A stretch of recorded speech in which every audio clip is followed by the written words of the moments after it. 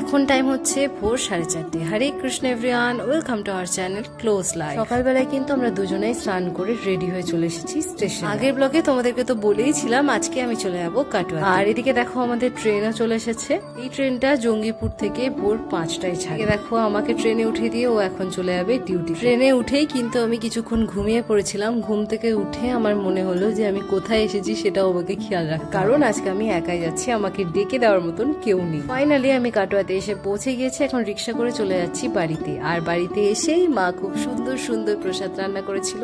যদিও আমি সেটা আগে থেকেই জানতাম, মা কিন্তু আমাকে আগেই বলে দিয়েছিল যে মা কি রান্না করবে। তো সেদিন সকালে প্রসাদে কি ছিল চলো তোমাদেরকে এক এক করে বলি। প্রথমে এখানে ছিল গরম অন্ন, আলু সিদ্ধ, মূলোর শাক, আর এখানে একটা পকোড়া ছিল ডাল দিয়ে, বাঁধাকপি সবকিছু দিয়ে, আর সাথে ছিল বাঁধাকপি, আর ছিল টমেটোর চাটনি।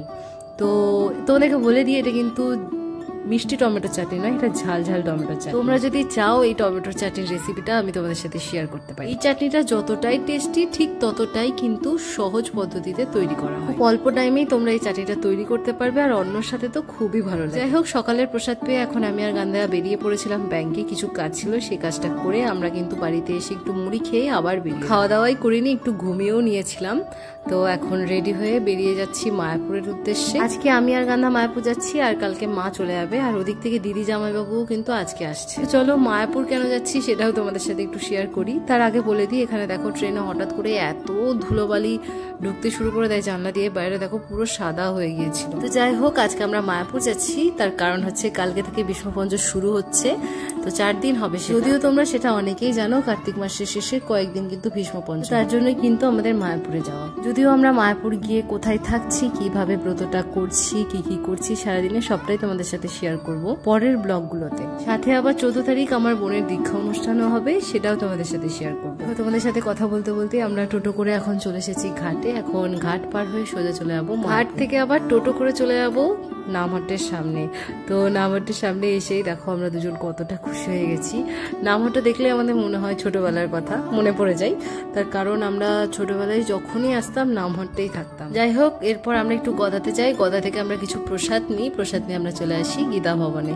তো দিদি আমাদের জন্য আগে থেকে অপেক্ষা করছিল, জায়াবু এখানে কাজ করছিল অফিসে, তো তাই জন্য জায়াবু যেতে পারেনি, না হলে আমাদের আনতে যাওয়ার কথা ছিল জামাই। এখানে এসে খুব ভালো লাগছে, কারণ এই দুপুর বেলায় ট্রেনে ট্রাভেল করাটা না আমার একদম পছন্দ না, তাও বাধ্য হয়ে আসতে। এরপর আমাদের সন্ধ্যাবেলা এখানে ক্লাস শুরু হয়ে যায়। অনলাইন ভীষ্মপঞ্চের ক্লাস চলছিল, আজকে একজন মহারাজও আসবে। ক্লাস আমাদের শেষ হয়ে গেলে আমরা এখন রেডি হয়ে নেব, রেডি হয়ে সোজা বেরিয়ে যাব মন্দিরে যাওয়ার জন্য। কালকে একাদশী প্লাস ভীষ্মপঞ্চের প্রথম দিন।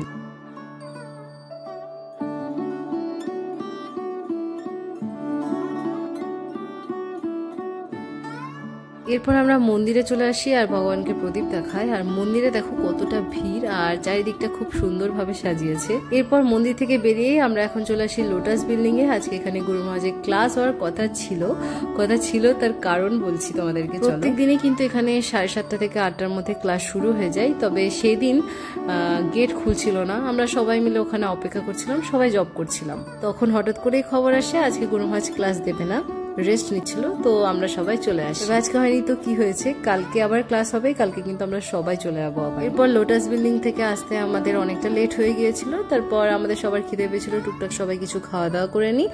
এখন চলে যাবো রুমে, তাড়াতাড়ি ঘুমিয়ে পড়তে হবে, কারণ কালকে সকালে মঙ্গল আরতির জন্য উঠতে হবে অনেক তাড়াতাড়ি। বাড়িতে তো 5টা 5:30 দিকে আরতি শুরু করা হয়, তখন 4:30 পৌনে 5টা উঠলেও হয়ে যায়, কিন্তু এখানে মন্দিরে তো সেটা নয়, 4:30তে মঙ্গল আরতি, তাই আমাদের সকালবেলায় উঠতে হবে 3:10-20 উঠে পড়তাম। যাই হোক, এখন আমরা রুমে চলে যাবো। রুমে গিয়ে তাড়াতাড়ি ফ্রেশ হয়ে ঘুমিয়ে পড়বো। আজকের জন্য এতটুকুই, আবার দেখা হবে তোমাদের সাথে নেক্সট ব্লগে। যদি কিছু ভালো লেগে থাকে আমাদের চ্যানেলকে সাবস্ক্রাইব করে দিও, আর আমাদের ফেসবুক পেজটাকে ফলো করে রেখো। হরে কৃষ্ণ।